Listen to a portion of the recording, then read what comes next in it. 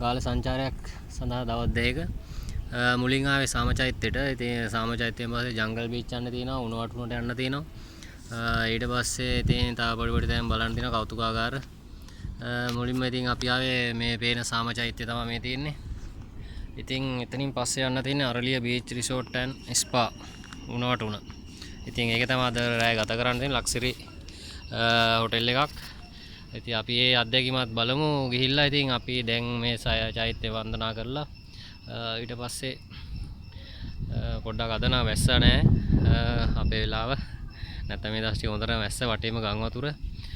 මේ ඉස්සරහින් නම් ලස්සන view එකක් තියෙනවා. බලමු අපි මේ පැත්තට ගිහිල්ලා. අපි දැන් ඉන්නේ උණුවටුන බීච් එකේ. අද නම් පොඩ්ඩක් රැල්ල සැර වැඩි. නාන්නත් පුළුවන්. ඒ ප්‍රශ්නයක් නැහැ. මේ අයින්ට වෙන්න නාගන්න පුළුවන්. මේ පැත්තේ සයිඩ් එකෙන් තියෙන වැල්ලේ දේවාලේ. අපි දැන් මේ පැත්තට යන්න හිතාගෙන ඉන්නේ. අද වැඩි පිරිසක් නම් නැහැ. අපි තා පොඩ්ඩකින් බීච් එකේ නාලා වැල්ලේ දේවාලේ පැත්තට යනවා. මේ තමයි වැල්ලේ දේවාලේ කියන්නේ. ඉතින් අද නම් සෙනග කවුරුත් නැහැ. අපි කට්ටිය විතරයි ඉන්නේ. වටේට මුහුද තියෙන්නේ වට වෙලා මාරම ලස්සනයි. එතනින් උඩට තමයි තියෙන්නේ පන්සල. එතනින් ලොකු පන්සලක් උඩක් තියෙනවා. ඉතින් විහාරයේ ගයක් නැහැ. එතන තියෙන්නේ චෛත්‍යයේ බුදු මැදුරක් තියෙනවා. බෝධියක් තියෙනවා. අපි එතනටත් යමු. වැල්ලේ දේවාලයෙන් පස්සේ අපි ආවේ පන්සලට. එතන ටිකක් උඩට ගොඩ වෙන්න ඕනේ. ලස්සන සුන්දර පරිසරයක් තියෙන්නේ. ලොකු බුදු පිළිමයක් තියෙනවා එතන උඩ හින්දි පිළිමයක්. ඊට පස්සේ අනිත් පැත්තෙන් තියෙනවා චෛත්‍යයක්. මේ පැත්තේ සයිඩ් එකෙන් බෝධියක් රෝපණය කරලා තියෙනවා. වැල්ලේ දේවාලට ආවන් පස්සේ බලන්න තියෙන්නේ පමණයි. ඉතින් අපි ඊට පස්සේ යනවා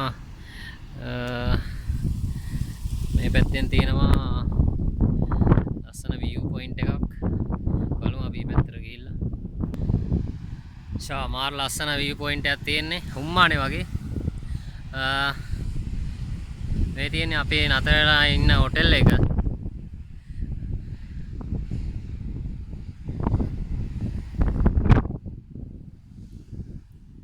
මාරම ලස්සනයි.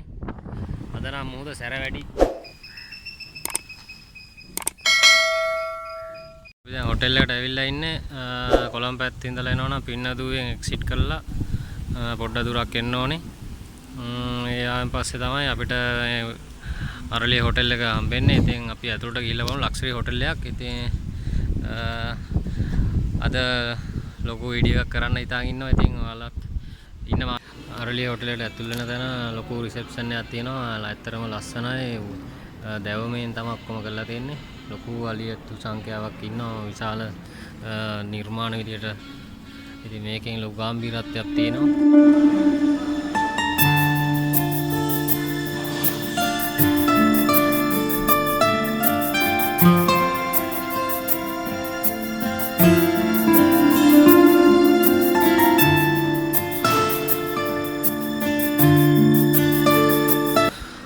අපි දැන් කී කරගෙන හොටෙල් එකට රූම් එකට යන ගමනේ 303 නම්බර එක උනේ. ඉතින් අද අපි ගත්තේ පුල් බෝඩ් එකක්. ඩිනර් එකයි බ්‍රෙක්ෆාස්ට් එකයි ලන්ච් එකයි තමයි අපේ පැකේජ් එක උනේ. බලමු රූම් එකට ගිහිල්ලා.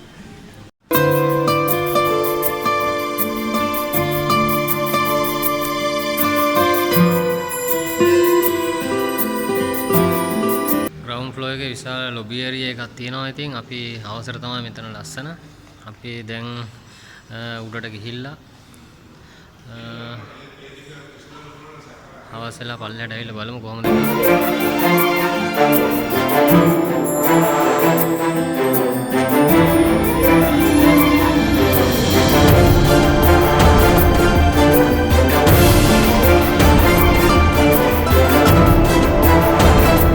විශාල අලි සංඛ්‍යාවක් ඉන්නවා. සියල්ලම දැවේ නිර්මාණය කරපු නිර්මාණ තමයි මේකේ තියෙන්නේ.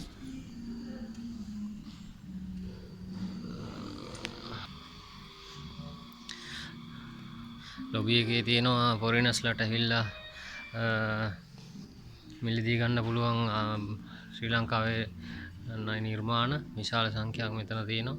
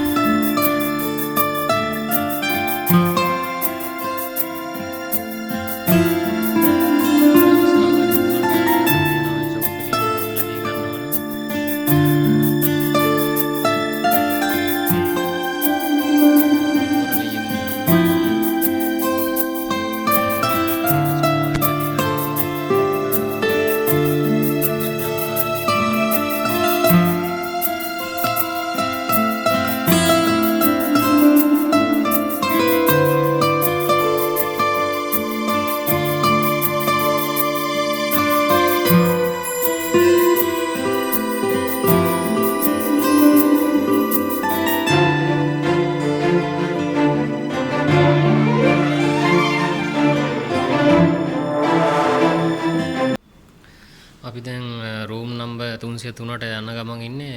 මෙතනින් දුන්නා අපිට ට්‍රැවල් කාඩ් එකක්. ඊට පස්සේ අපේ ලන්ච් ටයිම් බ්‍රෙක්ෆාස්ට් ඩිනර් තියෙන ටයිම් දුන්නා. මේකේ තියෙනවා ලන්ච් එක 12:30, ඩිනර් 7ට, බ්‍රෙක්ෆාස්ට් එකත් උදේ 4ට තියෙන්නේ. අපි බලමු 303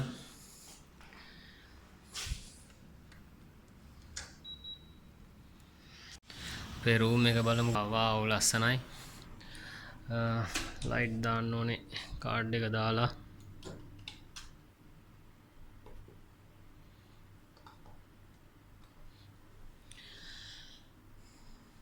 මුලින්ම අපේ බෑගේජ් තියන්න එතන තියෙනවා. ඊට පස්සේ තියෙනවා ටී කොෆි තියෙනවා, වෝටර් බෝටල් 4ක් තියෙනවා, ලොකර්ස් තියෙනවා, ෆ්‍රිජ් එක තියෙනවා. ඊට පස්සේ කබඩ් තියෙනවා ඔය අවශ්‍ය දේවල් තියන්න. ලොකු මිරර් එකක් තියෙනවා. මේක තමයි අපේ බෙඩ් එක. ඊට පස්සේ ටීවී රිමෝට්, ඊට පස්සේ ලොකු මිරර් එකක් තියෙනවා. තව එක්ස්ට්‍රා ඇඳන් දෙකක් දාලා තියෙනවා. ඊට පස්සේ බලමු බාත්රූම් එක.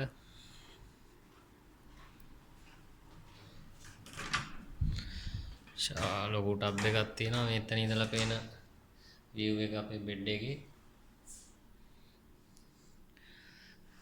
ඊට පස්සේ තියෙනවා shower cap තියෙනවා. තියෙනවා බොඩි ලෝෂන් එකක් තියෙනවා, ඩෙන්ටල් කිට් එකක් තියෙනවා, වෝටර් බෝටල් 4ක් තියෙනවා, हेयर ड्रायर्स,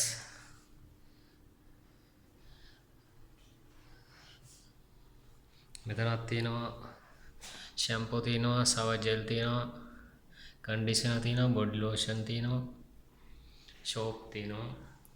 මේ කොමඩ් එක. ඊට පස්සේ මේක shower area එක.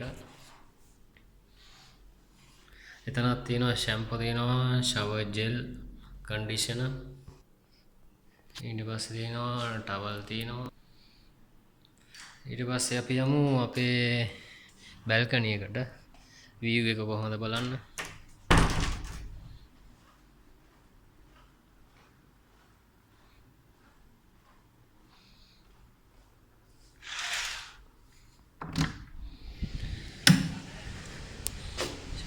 මේ තියෙන අපේ view එක.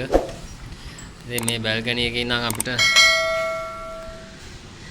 මේ පැත්තට room අස්සලා තියෙනවා. ඊට පස්සේ මේ beach එක පේන්න තියෙනවා. මේ පැත්තෙත් beach එක දිගටම ලස්සන view එකක් තියෙනවා.